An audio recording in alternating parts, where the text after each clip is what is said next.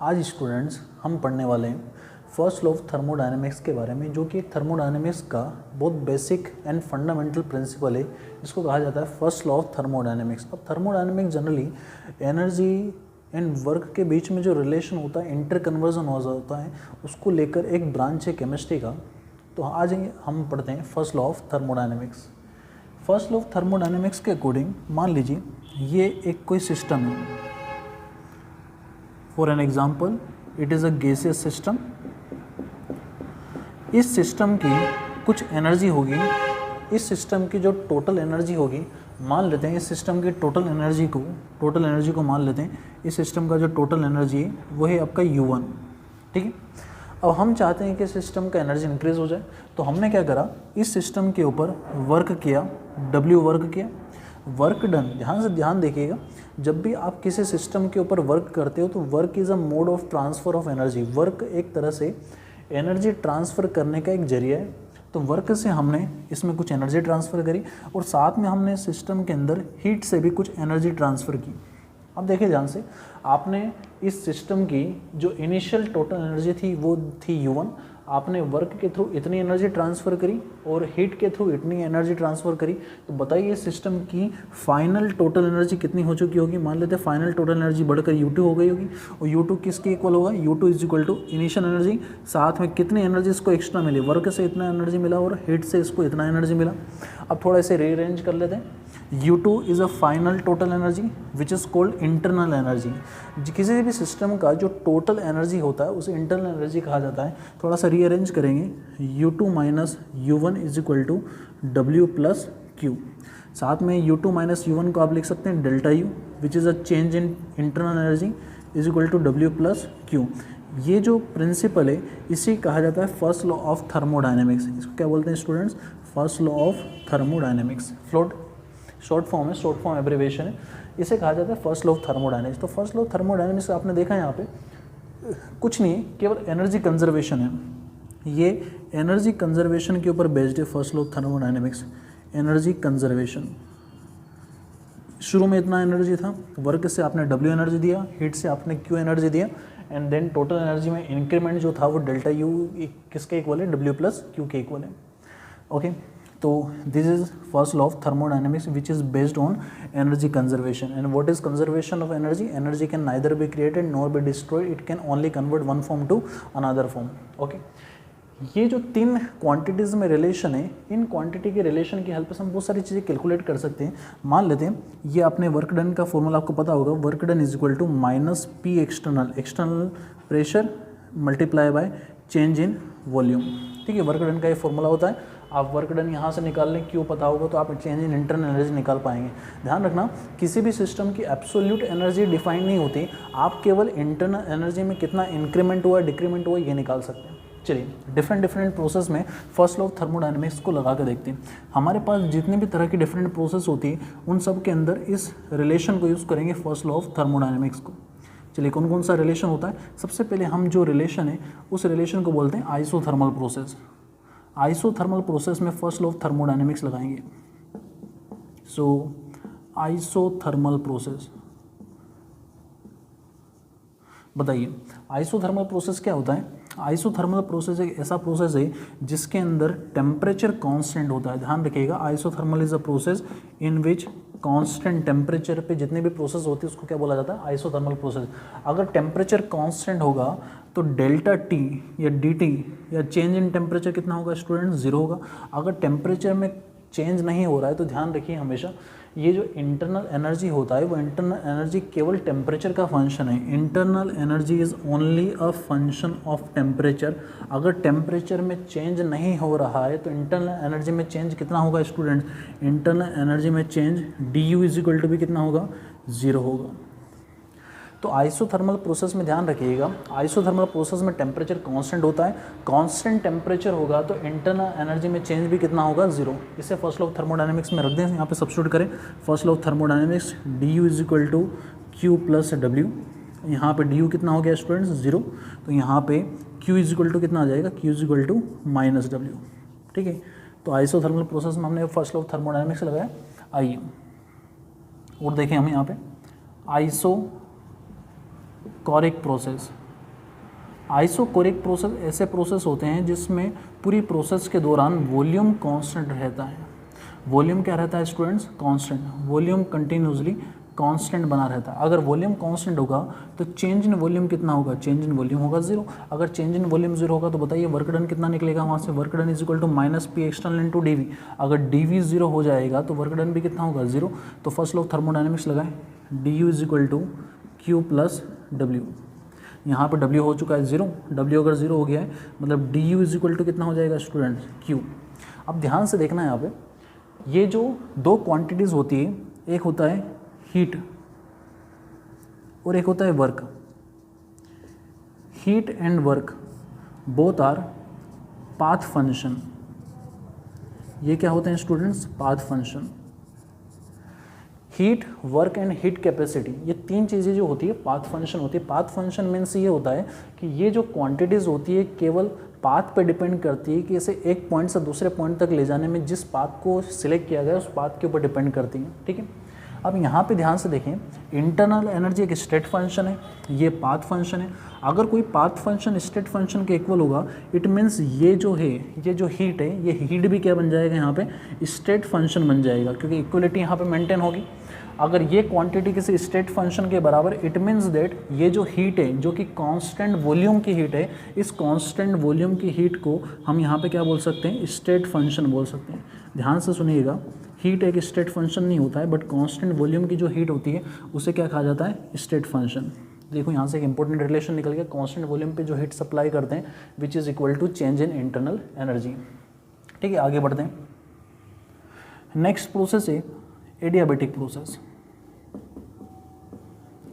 Adiabatic process ऐसे process होते हैं जिसमें हीट का ट्रांसफ़र नहीं होता, ना तो सिस्टम से सराउंडिंग की तरफ होता है ना सराउंडिंग से सिस्टम की तरफ होता है। तो यहाँ पे Q कितना हो जाएगा स्टूडेंट? 0 हो जाएगा, क्योंकि हीट का ट्रांसफ़र नहीं हो रहा है। अगर हीट का ट्रांसफ़र नहीं होगा, फर्स्ट लॉ ऑफ थर्मोडायनेमिक्स लगा लें, D U is equal to कितना होगा? Q plus W. अगर यहाँ पे Q हो जाएगा 0 तो डी यू किसके इक्वल होगा? D U is equal to होगा W के। अब वापस यहाँ पे ध्यान से देखें, ध्यान से एक इंपॉर्टेंट रिजल्ट निकल के आ रहा है। ये डी यू जो होता है change in internal energy which is a state function. Work done यहाँ पे क्या होता है? पाथ फंक्शन होता है। अगर कोई चीज़ स्टेट फंक्शन के इक्वल है, मतलब ये जो वर्क होगा, ये वर्क जो एडियाबैटिक प्रोसेस का जो वर्क डन होता है वो एक स्टेट फंक्शन है स्टूडेंट। ध्यान रखिएगा, ये एक बार क्वेश्चन में आया भी है। वर्क आपका पाथ फंक्शन होता है, बट एडियाबैटिक प्रोसेस का जो वर्क होता है वो एक स्टेट फंक्शन है, क्योंकि स्टेट फंक्शन के इक्वल होता है। ठीक है, चलिए आगे बढ़ते हैं। आगे क्या है यहाँ पे स्टूडेंट्स? एक प्रोसेस होता है साइक्लिक प्रोसेस। साइक्लिक प्रोसेस ऐसे प्रोसेस होते हैं जो घूम फिर कर वहीं पे आ जाते हैं जहाँ से स्टार्ट हुए।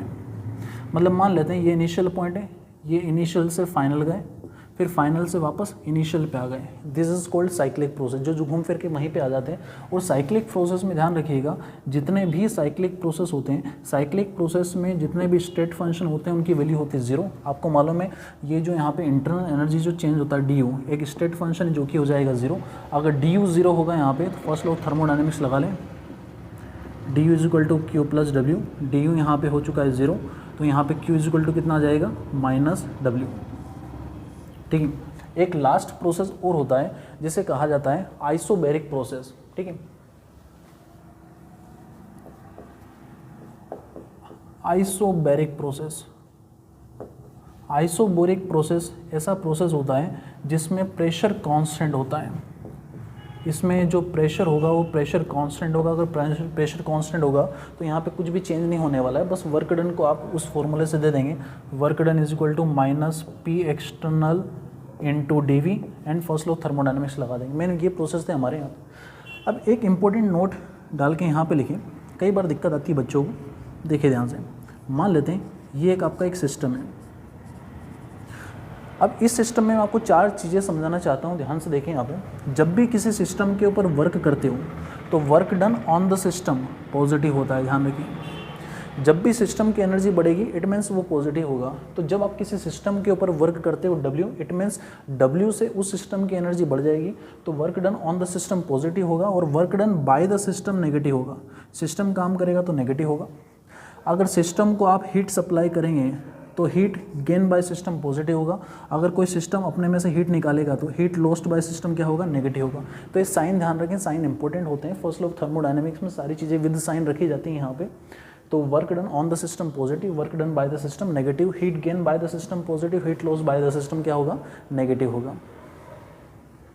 आइए स्टूडेंट्स, आज हम कुछ क्वेश्चन ट्राई करते हैं जो कि हमने फर्स्ट लॉ ऑफ थर्मोडायनेमिक्स के जो बेसिक थ्योरी पढ़ी है उस बेसिक थ्योरी को अब क्वेश्चंस में लगा के देखते हैं। देखिए क्वेश्चन नंबर 1 जो है हमारा, ये जेईई मेंस 2019 में आ चुका है। बिल्कुल सिंपल सा थ्योरेटिकल बेस्ड क्वेश्चन है, आपको बस फॉर्मूला पता होना चाहिए और लगाना आना चाहिए। लैंग्वेज पढ़ना इंपॉर्टेंट है, ध्यान रखिएगा। देखिए पढ़ना स्टार्ट करते हैं। ड्यूरिंग कंप्रेशन, कंप्रेशन का मतलब होता है work done on the system. आपने स्प्रिंग को कंप्रेस किया है, तो कंप्रेस करने में आपने वर्क किया है, work done on the system है, ठीक है। During compression the work done is 10 kilo joule. लिखते जाएँ आप, work done is 10 kilo joule. ये 10 किलो जूल क्या है स्टूडेंट्स, ये work done on the system है, क्योंकि कंप्रेशन में आपको वर्क करना पड़ेगा 10 किलो जूल। और अभी आपको बताया work done on the system क्या होता है, पॉजिटिव होता है। 2 kilo joule of heat, 2 kilo joule यहाँ पे जो हीट है वो निकल चुकी है, मतलब heat lost by the system, और लॉस्ट बाय द सिस्टम क्या होगा, -2 किलो जूल होगा। साइन लगाना इंपॉर्टेंट है, ठीक है। क्या कैलकुलेट करना है, change in internal energy calculate करना है। तो फर्स्ट लॉ ऑफ थर्मोडायनेमिक्स लगा दें यहाँ पे। फर्स्ट लॉ ऑफ थर्मोडायनेमिक्स के अकॉर्डिंग क्या होता है, change in internal energy is equal to Q plus W। Okay, तो Q कितना है, -2, W कितना है 10, तो ये कितना हो गया, +8 किलो जूल। तो इंटरनल एनर्जी में इंक्रीमेंट कितना हो गया स्टूडेंट, 8 किलो जूल का इंक्रीमेंट हो गया, ठीक है। तो करेक्ट ऑप्शन क्या है, +8, ऑप्शन नंबर ए, ठीक है। बिल्कुल बेसिक सा क्वेश्चन था। आइए मूव करते हैं दूसरे क्वेश्चन की तरफ। ये बेसिक क्वेश्चन है, ध्यान से पढ़ें इसको। A gas is allowed to expand, gas expand हो रही है। एक्सपेंड हो रही है means work done by the system. जब भी एक्सपेंशन हो रहा है इट मीन्स वो स्पॉन्टेनियसली हो रहा है, खुद से हो रहा है, तो work done by the system, system work कर रहा है यहाँ पे। अ वेल इंसुलेटेड, ध्यान से देखें ये वर्ड इंपॉर्टेंट है। इंसुलेटेड का मतलब ये होता है हीट का सप्लाई नहीं होगा, हीट का ट्रांसफर नहीं होगा। अगर हीट का ट्रांसफर नहीं होगा तो यहाँ पे जो Q होगा वो Q कितना होगा स्टूडेंट, 0 होगा। Container against a constant external pressure, ये इतना एक्सटर्नल प्रेशर के अगेंस्ट वर्क हो रहा है, 2.5 ATM from initial volume 2.5 litre to final volume 4.5 litre, change in internal energy, ठीक है। इंटरनल एनर्जी में चेंज निकालना है। तो internal energy first law of thermodynamics के according delta U is equal to Q plus कितना होता है W, और Q तो यहाँ पे कितना हो चुका है, 0, ठीक है। तो यहाँ पे चेंज इन इंटरनल एनर्जी किसके इक्वल होगा स्टूडेंट्स, W के इक्वल होगा। तो हमें इंटरनल एनर्जी में अगर चेंज निकालना है तो हमें वर्क डन निकालना पड़ेगा। वर्क डन कैसे निकालेंगे, सिंपली फॉर्मूला सब्स्टिट्यूट करेंगे यहाँ पे। वर्क डन का फॉर्मूला कितना होता है, -P external into delta V, okay. तो -P एक्सटर्नल, एक्सटर्नल प्रेशर कितना है 2.5 ATM, 2.5 ATM delta V, final volume minus initial volume. आप इसको ऐसे लिख सकते हैं, P external V final minus V initial. तो फाइनल वॉल्यूम देख लें 4.5 एक्सपेंशन हुआ है, माइनस इनिशियल वॉल्यूम कितना है 2.5। तो ये कितना हो जाएगा स्टूडेंट्स, -2.5, और ये वॉल्यूम जो था वो लीटर में चल रहा था, 2.5, 4.5 माइनस 2.5, तो ये होगा 2 ATM लीटर, ठीक है। तो ये आ जाएगा -5 ATM लीटर। देखिए कौन सा ऑप्शन करेक्ट है, कोई सा भी ऑप्शन करेक्ट नहीं है। इट मीन्स ये आपने यूनिट कन्वर्जन नहीं किया है। यहाँ पे जो इंटरनल एनर्जी में चेंज निकालना है वो आपको जूल में निकालना है, उसको जूल में कन्वर्ट कर लें। एक सिंपल सा कन्वर्जन ध्यान रखिएगा, बार बार यूटिलाइज होता है। 1 ATM litre is equal to जो होता है 101.3 जूल के इक्वल होता है, ठीक है। कन्वर्जन यूज़ कर लें यहाँ पे, -5 ATM लीटर हटाएं, 101.3 लगा दें, जो कि लगभग 505 के आसपास बैठ जाएगा। और जो करेक्ट आंसर है यहाँ पे ऑप्शन नंबर क्या है यहाँ पे, C, -505 जूल, ठीक है। और यहाँ पे हमने देखा भी था कि work done by the system है, क्योंकि यहाँ पे सिस्टम खुद एक्सपेंड कर रहा है। Work done by the system क्या होता है, नेगेटिव होता है, जो कि नेगेटिव यहाँ पे भी आया भी है। और ये हमारा क्या है स्टूडेंट्स, आंसर हो गया, ठीक है। आइए कुछ और क्वेश्चन ट्राई करते हैं। क्वेश्चन नंबर 3 देखिए, जेईई मेंस 2017 में आया, पूछ रहा है कि चेंज इन इंटरनल एनर्जी किसके इक्वल होता है, ठीक है। चेंज इन इंटरनल एनर्जी किस वर्क के इक्वल होता है। तो अभी जस्ट पढ़ के आए हम कि अगर एडियाबैटिक प्रोसेस हो, एडियाबैटिक प्रोसेस में हीट का ट्रांसफ़र नहीं होता। अगर हीट का ट्रांसफ़र नहीं होता तो फर्स्ट लॉ ऑफ थर्मोडायनेमिक्स लगा दें, Q प्लस W, यहाँ पे Q हो जाएगा 0। तो change in internal energy work done के इक्वल होगा, और ये वर्क डन कौन सा होगा, एडियाबैटिक प्रोसेस का वर्क डन होगा। It means change in internal energy adiabatic work के इक्वल होता है, ठीक है। बिल्कुल आसान क्वेश्चन था। क्वेश्चन नंबर 4 देखें, क्वेश्चन नंबर 4 ये बोल रहा है which one of the following quantities, इनमें चार में से कौन सी quantities does not represent first law of thermodynamics, इनमें चार में से कौन सा relation first law of thermodynamics को रिप्रेजेंट नहीं करता। चलिए चेक कर लेते हैं, सारे क्रॉस चेक कर लेते हैं, नहीं करता वो रिप्रेजेंट करना है। तो फर्स्ट लॉ ऑफ थर्मोडायनेमिक्स ये होता है delta U is equal to Q plus W. सबसे पहले साइक्लिक प्रोसेस में लगा के देखें, साइक्लिक प्रोसेस में डेल्टा यू कितना होता है 0। साइक्लिक प्रोसेस में सारे स्टेट फंक्शन हो जाते हैं 0। अगर स्टेट फंक्शन 0 हो जाएगा तो q इज इक्वल टू ये हो जाएगा 0, तो q इज इक्वल टू कितना आएगा माइनस डब्ल्यू, तो q is equal to minus W सही है। एडियाबेटिक प्रोसेस में लगा के देखते हैं, एडियाबेटिक प्रोसेस में q 0 होता है, अगर q 0 हो जाएगा यहाँ पे तो delta u is equal to कितना आएगा w, delta u is equal to w नहीं माइनस w, ये गलत रहेगा। चलिए आइसोकोरिक प्रोसेस में क्या होता है, आइसोकोरिक प्रोसेस में वर्क डन 0 होगा तो delta u is equal to कितना हो जाएगा q, सही है।